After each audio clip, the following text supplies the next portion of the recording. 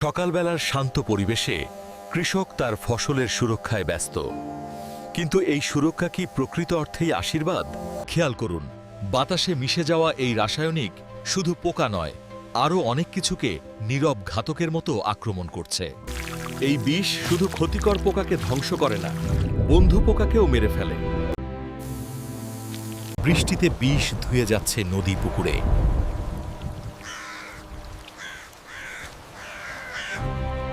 যে ফসলে কীটনাশক, আজ তা প্রস্তুত, মাঠ থেকে বাজারে যাচ্ছে।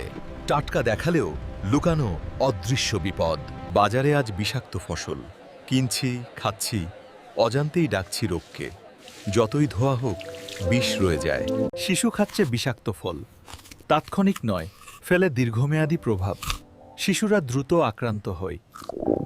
দীর্ঘদিন বিষাক্ত খাবার গ্রহণে নতুন রোগ, ক্যান্সার, কিডনি সমস্যা, বন্ধ্যাত্ব তালিকা বাড়ছে। নীরব ঘাতক আঘাত হানছে প্রতি কোষে। সমাধান আছে। প্রকৃতির কাছে ফিরুন, রাসায়নিক মুক্ত চাষে জোর দিন। জৈব পদ্ধতি দেবে সুস্থ ফসল, সুস্থ জীবন। আসুন আজই প্রতিজ্ঞা করি, বিষমুক্ত জীবন গড়ার শপথ নেই। আপনার সিদ্ধান্তই দেবে সুস্থ পৃথিবী, সুস্থ প্রজন্ম।